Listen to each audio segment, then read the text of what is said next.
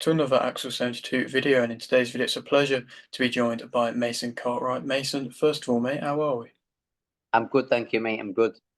Good to hear. Well, like I say, a pleasure to speak to you. And for Yeah. anybody who possibly may not know, am I right in saying you're a 31-year-old super welterweight who's 24 and 1? Yes. Yes. No. I'm 24 and 20. Yeah, I've won 20. I've lost 4 contests. Yes, okay.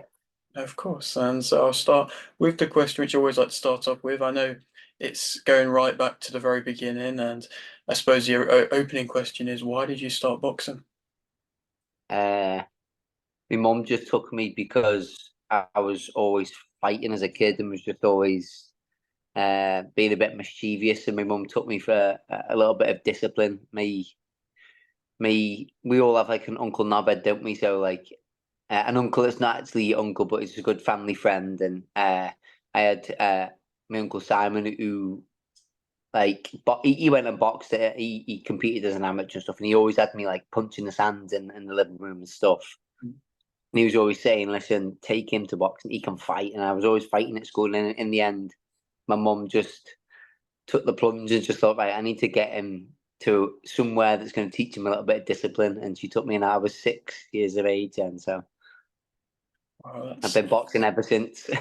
amazing. And I suppose to have that support from your parents, especially, quite often that the sport of boxing can be looked down upon from parents, but to have that support from them, how nice has that been? Yeah, good. Like it's just been me and my mum and my stepdad a little bit later on in my life. But she's always supported my whole family's always supported me. So I've got good friends and I've got good following now that I've built up over the past 10 years being a pro. So it helps, yeah, because they're just supporting your goals, aren't they? So a little bit of support in anything helps. Mhm. And I suppose throughout your time as a professional, have you had people, I suppose, maybe come into your life when things are going good, and then then you find out who truly are your people when perhaps things aren't quite so good. Yeah, not like nothing really in particular has happened to me that's been bad. I can't not really got a bad thing to say about anyone in boxing. Like I don't associate with people that I don't feel are on the same wave as me anyway. So if I feel something's not good for me or someone's not going to be good for me, I wouldn't entertain it. I just wouldn't give them the time of day anyway. So I think I keep myself safe from that because I'm quite good at reading situations and reading people. I'm quite street smart, so. And obviously, boxing's a business. I box because I love boxing, and I do believe it saved my life. Mhm. Obviously, because it gave me a career and a goal to focus on my whole life.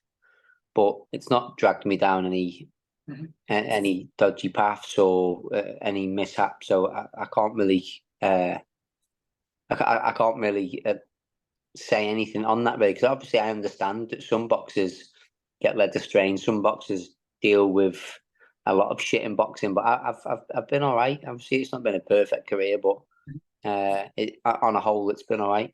Mhm.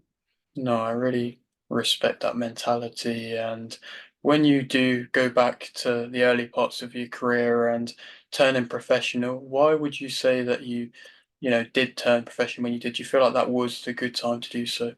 Uh, well, yeah, like I believe everything happens for a reason, and obviously the point of life that led me to turn pro at the time, that's what it was meant to be. I'd I didn't have too much of a senior amateur career because I was out for a couple of years with a shoulder injury. I had the torn labrum, so I had to have an operation. Mhm. I had to wait a while for the operation, and it was a little bit of a bumpy road recovering. So when I got back, that happened when I was like 17, 18. And when I got back fighting again in the amateurs, I was like 19, just turning 20. So I had like 5 or 6 fights as a senior. Mhm. And then I was like turning like 21, 22 then. So I thought, right, now's the time. Like I was in I was in great shape. I always trained regardless. And I stayed in the boxing gym the whole time I wasn't competing anyway, just doing what I could with my left arm and training and staying fit and doing shadow. And just couldn't really spar because obviously the impact on the shoulder. Mhm. But yeah, like I just felt like that was the time. It's all that I ever wanted to do. Like everyone always says, "Oh, what do you want to do when you're older?" And everyone goes, "Oh, I want to be this, that, or the other." Like mum was just always like, "I want to be a boxer. Mhm.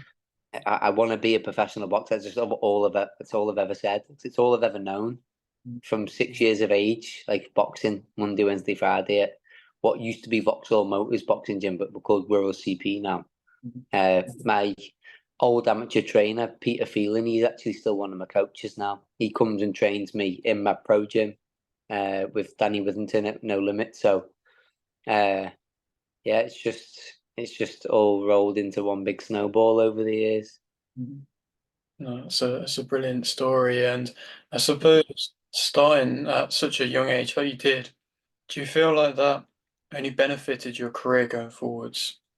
Well, yeah, definitely, because like it's given me mounds of experience, and obviously the more time spent doing something, the better you become at it, providing your training, your practice is good and correct.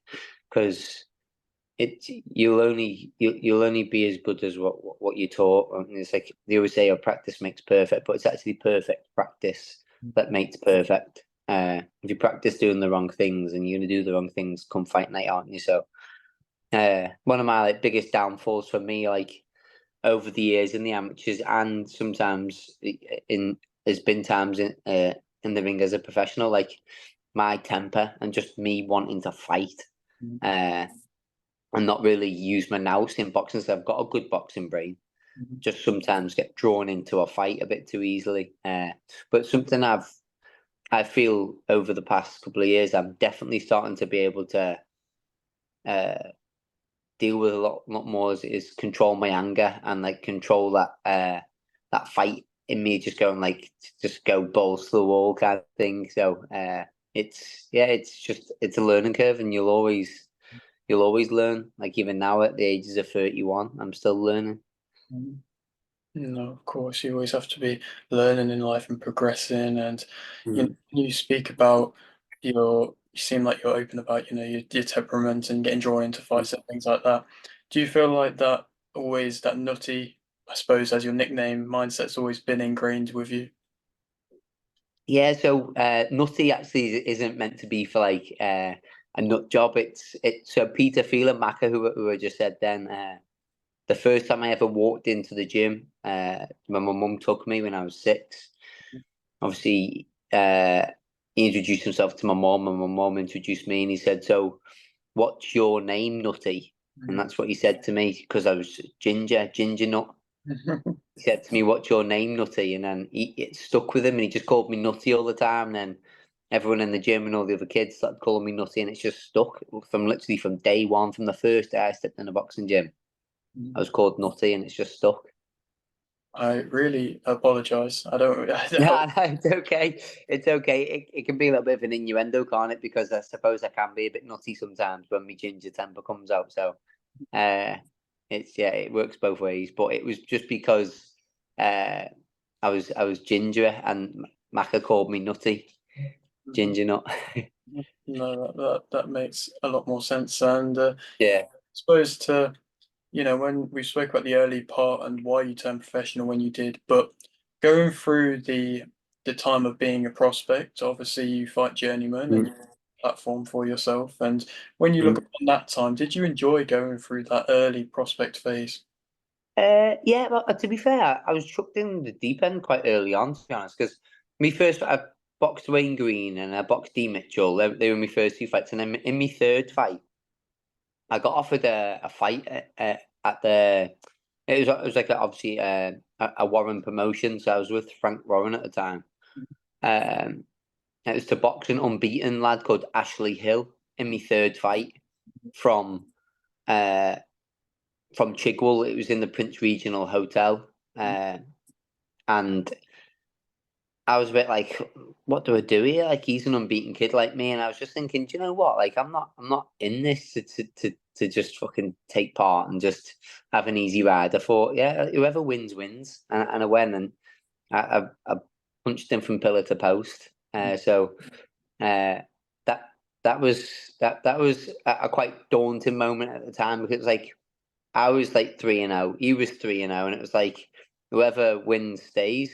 And I just stepped up to the occasion. I don't know, when I boxed him on his home show, got the train down to London when we trained at the time, Arnie, and we just went and done the job. And then the fight after, I boxed Ryan Toms, who was like 115, lost 10 at the time, and had stopped about 8. Mhm. Uh, and I took that fight, and I beat him as well. And just so I was tested early on, and I think they tested me on purpose just to see if I, I was worth sort of like banking and betting on. Yeah, and not, but I can't remember what fight was after that. But then I boxed Daryl Sharp again, a couple of fights after that. Again, another really game opponent who comes to fight and comes to win. And he weighed in like 11 pound heavier than me as well. And I just still took the fight, and I was just me just being me game, and I had the fight, and I boxed well, and again won every round. It's just I don't ever take easy fights, and although I have boxed journeyman, I've actually boxed. I've had easier fights later on in my career than when I first started off. Mhm. Uh, it's only like obviously up at championship level when I've boxed like the British title and stuff, and boxed like Troy and Antwi and stuff, that I've been in like probably big 50-50 fights. But they're the fights that I look for. And in all honesty, I should have had way more, but I've had lots of opponents pull out on me. Yeah. Uh, I've been training for fights in the past. I was meant to box Troy again uh, last June, and June 24th it was meant to be on, and he pulled out of that through an injury. I was supposed to box uh, Kamain Aguiarco at one point, and he, through training in the camp, I think he sustained an injury. And I've had quite a few fights that have been pulled on me last minute. Uh, and it's just it's like Paul's fight now this weekend, just gone. Like sometimes things are just taken out your own hands, aren't they? Because people sustain injuries, or shows fall through because of other opponents and other fights being pulled from them. So it's it's a very tricky game, boxing. Like nothing's ever set in stone until you're actually in that ring. So sometimes you just have to roll with it, roll with the punches, as they say. Mhm. And what time in your career would you say that this mindset has come from you when you've had these fights be pulled and everything? I'm sure it was very frustrating at the early part, but at what point did you, get to this mindset where you're at now? I've always had it. I've always had it. I'm quite a mentally tough person. Like it takes some breaking. Knock me down 7 times, I'll get up 8. Like it's just me as a person. The world's not fair, and the quicker you realize the world's not fair, you'll have a happier time being on it. So that's a little saying that I always say to everyone in every situation, for anyone who's going through anything a little bit rough in their life. Mhm. No, I appreciate that wise quote. And Yeah. when you look upon prospects at the moment, and sometimes you see them maybe getting tiptoed around with opponents and things like that, for yourself as somebody who's always wanted the toughest challenges, Mm. does that frustrate you a little bit? No, because at the end of the day, it's nothing to do with me. So it's like, again, you're just shooting yourself in the foot if you start getting stressed out over other people's problems. Like, it's not a problem that faces me. If they ever get put in front of me, uh, then they'd be found out because they've been tiptoed around, or they ever get put in front of someone who's actually going to stand there and give them a proper fight. It's only them that's going to be the detriment of the obviously the learning, isn't it? So because they haven't been tested yet, but again, that's down to management and promoters, that they should use the building phase in boxing, the journeyman and stuff wisely, because obviously they can teach the fighters a lot, putting them in the right type of fighter at the right time of the career. Totally. And I suppose for yourself, when you have suffered defeats in your career, you've always been able to rebuild and get back to a high level. And that's something which I Yeah, really appreciate about you. And yeah, for a prospect who maybe has just suffered their first loss, what advice would yeah. you give them? It's just what changes, like the ambition you had before you got beat. does it go away now that you did get beat, or does it make you want to succeed even more? Because every time I've lost, I've thought, right, now that's it, and it's made me put my nose to the grindstone because I think I need to be better. I want to come back and I want to win. It's like the second you stop enjoying it and the second you lose that drive to be successful in boxing and win, then you should just walk away from the sport. Because obviously you can't play boxing, you get hurt. So uh, yeah, like if you get beat, just come back stronger. It's the old famous saying, like get beat and come back stronger. You do. It's never a loss. It's a learn. Isn't it? You learn something. Every loss I've had, uh, I've learned something from it. 100%, I have. I've took something, even if it's just like one little thing I've taken away from that situation or and that loss. It's beneficial to you, isn't it? Because you've learned something. Mhm. And throughout your whole career, which fight would you say, win or lose, I suppose, was your favorite? Uh, Probably it's got to be the Troy fight, hasn't it? Because it's 12 rounds of just pure war. I think that the Antwi fight was 12 round war as well, to be honest. But obviously, just Antwi's got that nice shot in the last 30 seconds of the 12th round. Uh, both of them fights probably. I I was I took two. I got off to an amazing. The two fights were so different. Like with the Troy fight, I got off to an amazing start Mhm. and probably started a little bit too quick, and then held back a bit because I knew there was 12 rounds when I should have probably kept my foot on the gas for a little bit longer and allowed him to claw himself back into the fight. And the other way around was with Antwi is like I started too slow. I just didn't get into the groove up until like round 6, 7, and then I started coming on strong. Then I started winning a lot of the later rounds. Uh, but then that was making me sort of box a little bit unorthodoxly compared to what I'd been training like because we always knew he was going to be a tricky fighter, and I couldn't really dive in at him and try force things because that's exactly what he'd want you to do. But because I was down in the fight, I Mhm. had to do that. Uh, and then I ended up obviously getting caught with that shot, and that was just through a bit of exhaustion, really, from trying to push the pace so much in the back half of the fight. And again, it's a learn for me. I learned from that loss Mhm. to keep my composure maybe a little bit more, and just uh, try find my groove a little bit earlier on in a fight rather than just trying to tick a round off one at a time. Mhm. Indeed, and I'm sure, like every fighter, you go into fights with game plans. And Yeah. when you hear fighters, often they talk about watching tape about their opponents and things like that. Have you ever really been one to do that much? I do to a degree. I have look, listen. I always have an idea of the type of style that my opponent's got who I'm fighting, because I've seen them box before on other shows, or if it's someone who I've never seen before, say if I was to box a foreigner, Mhm. and he's not really had much experience of fighting over here, Mhm. I'd take a little look. But it's mainly my trainers that do that, Yeah. and then they bring their aspect of their coaching to me and go, right, look, he does this, this, and this. I want you to do X, Y, and Z, Okay. and that's what we then practice in the gym. Uh, but I think it's good for any fighter to have an idea of what their opponent's about, like what type of style they carry. Uh, but again, fighters change, so like they could have 5 fights and have a different style in all 5 fights. So you can never look too much into it, really.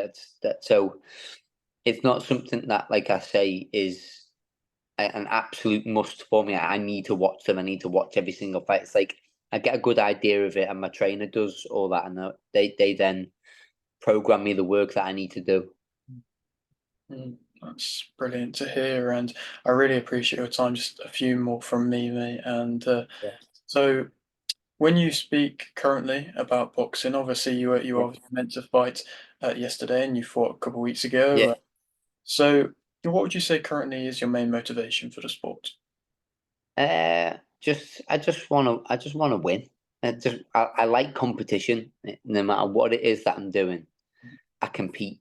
Mhm. Like it's a game to me. Like it could be a case of me. Yeah, here's one this morning. So me and one of my clients, Brett, we go for a coffee after our session. After I've done his workout with him, we go and have a coffee and have a sit down and chat and stuff before I head off to training myself.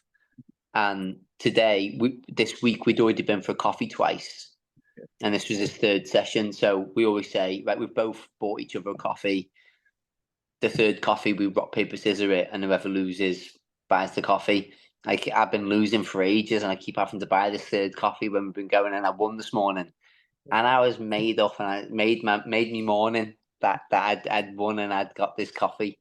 So like that's how competitive I am. Like that meant the world to me, just winning rock paper scissors, so I didn't have to buy a coffee.